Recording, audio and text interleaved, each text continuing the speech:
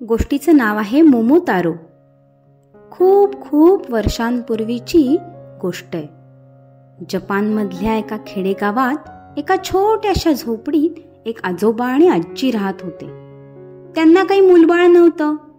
आजोबा रोज डोंगरावर लाकडं तोडायला जात आणि आजी नदीवर कपडे धुवायला जात असत. रात्री दिवसभर काम करून दमून जेवण करून दोघेही झोपी जात असत. असंच एके दिवशी आजी नदीवर कपडे धुत होत्या तेव्हा अचानक त्यांना लांबून गुलाबी रंगाचं काहीतरी वाहत येताना दिसलं. नीट पाहिलं तर ते एक भलं मोठं मोमो म्हणजे पीचचं फळ होतं. एवढं मोठं पीच त्यांनी कधीच पाहिलं नव्हतं. त्यांनी दोन्ही हातांनी ते पीच कसो बसो उचलून घेतलं आणि आजोबांना दाखवायला घरी घेऊन आल्या. संध्याकाळी आजोबा डोंगरावरून लाकडं घेऊन घरी आले तेव्हा आजी म्हणाल्या, अहो ऐकलत का, हे बघा केवढं मोठं मोमो. आजींनी त्यांना ते मोमो दाखवलं आणि म्हणाल्या, एवढं मोठं मोमो मी आजपर्यंत कधीच पाहिलं नाही. खरंच मी पण पाहिलं नव्हतं. आपण हे कापून बघूया का, आजोबा म्हणाले. लगेच आजोबांनी ते फळ कापलं आणि काय आश्चर्य, त्या मोमो मधून एक छोटंसं बाळ बाहेर आलं. छान गुटगुटीत मुलगा होता. आजी आजोबांना स्वतःचं मूल नसल्यामुळे त्यांना त्या बाळाला बघून खूप आनंद झाला. मोमो मधून बाहेर आलेला मुलगा म्हणून त्यांनी त्या मुलाचं नाव मोमोतारो असं ठेवलं. मोमोतारो आजी आजोबांच्या घरी सुखात राहायला लागला. ते दोघं पण त्याची खूप काळजी घेत. दिवसेंदिवस मोमोतारो मोठा मोठा होत गेला. तो आजोबांना लाकडं तोडायला मदत करायचा, आजीला कपडे धुवायला, घरातली इतर कामं करायला खूप मदत करायचा. त्यांच्या गावातल्या सगळ्याच लोकांना मोमोतारो फार आवडत असे, कारण तो खूप प्रेमळ होता. त्यांच्या गावात की नाही सगळं चांगलं होतं, पण गावापासून लांबवर एक बेट होतं आणि त्या बेटावर काही दुष्ट राक्षस राहत असत. ते नेहमी गावात यायचे आणि गावातलं अन्न, पैसे, भारी कपडे सगळं घेऊन जायचे. राक्षस खूप ताकदवान होते, त्यामुळे त्यांच्याबरोबर लढणार कोण. गावकरी बिचारे राक्षस आले की थरथरा कापायचे आणि ते म्हणतील मागतील ते त्यांना देऊन टाकायचे. राक्षसांचा हा त्रास कधी बंद होणार ह्याची वाट बघत असायचे. हे राक्षस ज्या बेटावर राहायचे तिथे पोचण्यासाठी मोठा समुद्र पार करायला लागणार होता.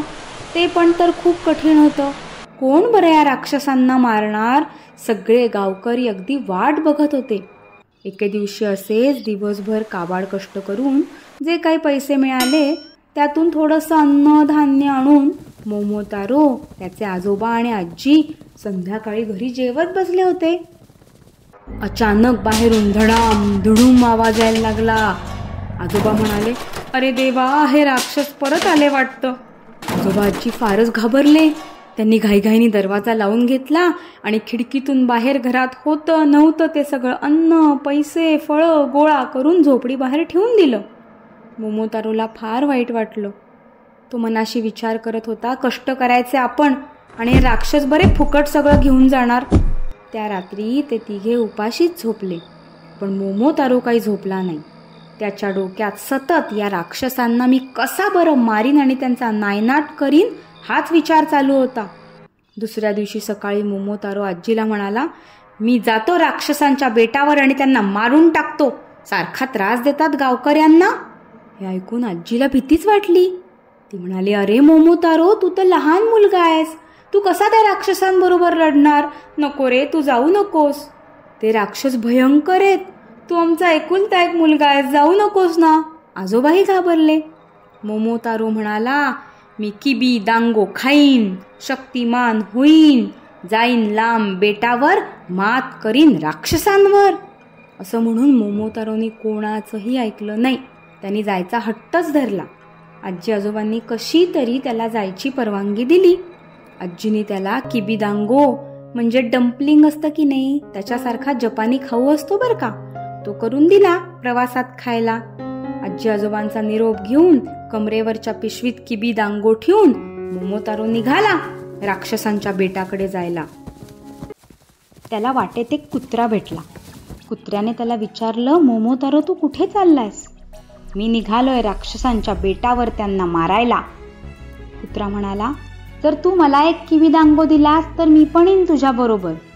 मोमोतारोने त्याला एक किविदांगो दिला आणि कुत्रा पण निघाला मोमोतारो बरोबर. काही अंतर चालून गेल्यावर त्यांना एक माकड भेटलं. माकडानं विचारलं, ए मोमोतारो तू कुठे चाललायस? मी निघालोय राक्षसांच्या बेटावर त्यांना मारायला. जर तू मला एक किविदांगो दिलास तर मी पण येईन तुझ्या बरोबर. मग मोमोतारोने त्याला पण किविदांगो दिला. अजून चालून गेल्यावर एक पक्षी त्यांना भेटला.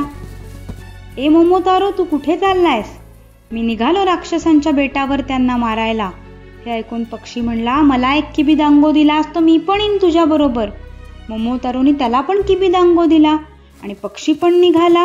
मोमोतारो, कुत्रा, माकड, पक्षी सगळे एका बोटीत बसले आणि निघाले हळूहळू समुद्रातून पुढे पुढे. बऱ्याच वेळाने त्यांना बेट दिसलं. ते हळूहळू राक्षसांच्या बेटाच्या जवळ आले होते. सगळे राक्षस बेटावरती धिंगाणा घालत होते, गाणी म्हणत होते, नाचत होते. त्यांच्या बेटावर कोण कशाला येईल असं त्यांना वाटलं. फार गाफील होते. मोमोतारो बोटीमधून बेटावर आला. त्याच्याकडे त्याची तलवार होती आणि किविदांगो खाऊन त्याच्या अंगात 100 हत्तींची ताकद आली होती. आधी कुत्रा उठला, गेला राक्षसांच्या अंगावर उडी मारून त्यांना चावायला लागला. राक्षस ओय ओय ओय ओय ओय ओय ओय करत इकडे तिकडे पळायला लागले. मग गेलं माकड, ते एका राक्षसाच्या डोक्यावरून दुसऱ्या राक्षसाच्या डोक्यावर उड्या मारायला लागलं आणि नखाने राक्षसांना ओरबाडायला लागलं. पक्षाने एक मस्त शिट्टी वाजवली. त्याच्याबरोबर भरपूर पक्ष्यांचे थवेच्या थवे आले आणि राक्षसांना चोची मारायला लागले. छोटा मोमोतारो तलवारीने लढू लागला. ओय ओय ओय करत राक्षस घाबरून इकडे तिकडे पळायला लागले. पक्ष्यांनी चोची मारून सगळ्या राक्षसांचे डोळेच फोडले. आंधळे झालेले राक्षस सैरा वैरा धावू लागल्यावर मोमोतारोने चपळाईने त्यांच्यावर वार केले. अचानक झालेल्या हल्ल्यामुळे राक्षस हवालदिल झाले. त्यांचं काहीच झाले ना. त्यांचा सरदार शेवटी मोमोतारोला शरण आला. आम्हाला माफ कर, आम्ही तुझी सगळी संपत्ती परत करतो. आम्ही परत कधी गावात येऊन त्रास देणार नाही असं म्हटला. मोमोतारोने त्यांना माफ केलं. राक्षसांनी लुटलेली सगळी संपत्ती घेऊन बोटीने मोमोतारो घरी परत आला. त्याच्याबरोबर त्याचे मित्र कुत्रा, माकड, पक्षी हे पण घरी परत आले. गावात सगळीकडे आनंदी आनंद झाला. आजी आजोबांना मोमोतारो सुखरूप आल्याचं बघून खूप बरं वाटलं. सगळे गावकरी मोमोतारो जिंदाबाद, मोमोतारो जिंदाबाद असं मोठ्यानं ओरडू लागले. त्यानंतर राक्षसांनी कधीही गावात येऊन त्रास दिला नाही. सगळे सुखा समाधानात आनंदात छान राहिले.